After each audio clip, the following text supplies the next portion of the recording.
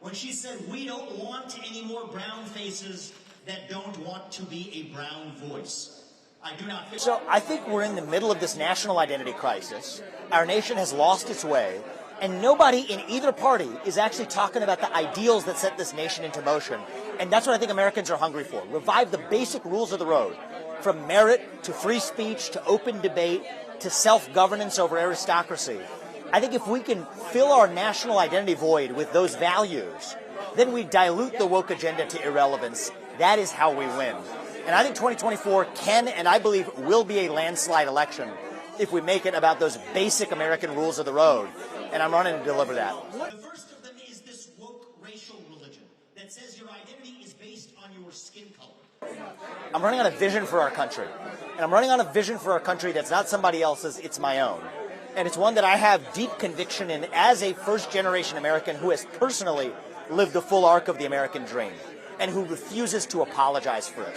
And if I can pass that on, as a 37-year-old to the next generation of Americans, I think that's probably the single most important thing the next president of the United States can do. Started to bend the knee, and that's what created this new culture of fear in America, when it then combined with the second religion. That's a new secular religion in America that says... So I think the administrative state is mostly unconstitutional. I think we have a three-part system of government. We have a fourth branch of government that actually runs the show, that the Constitution never formally ordained. So if I'm elected president, that means I run the executive branch of the government. And if I run the executive branch of the government, that means I have to be able to fire the people who work for me. If you can't fire somebody who works for you, that means that they don't work for you. As I said it on stage, it means you work for them. It means you are their slave, because you're accountable for what they do without having any power to control it. So I think that some of these agencies have gotten so cancerous that the only answer is to shut them down, and many of them don't need to exist. I said the Department of Education does not need to exist. I'll shut it down and won't bring it back. I think the FBI has gotten so cancerous that we need to shut it down but replace it with something new built from scratch to take its place. Your skin color, to be about the content of the ideas you're allowed to espouse. And like a lot of what I'm pursuing, right, sounds extreme. And yet, they're extreme ideas that most Americans share a commitment to. That's my whole thesis for my candidacy. We deliver national unity. I think I'm the best positioned candidate to deliver national unity in either political party, because I will embrace unapologetically the extremism of the ideas that America was founded on. And it turns out those are ideas that most Americans still share today deep in their bones.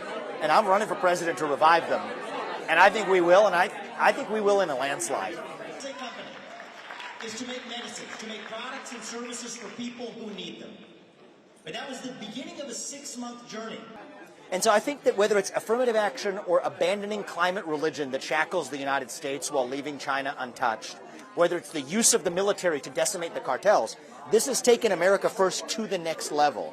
That's one part of it. I think the other part of it is I'd spend a little less money than him. That's a small policy difference.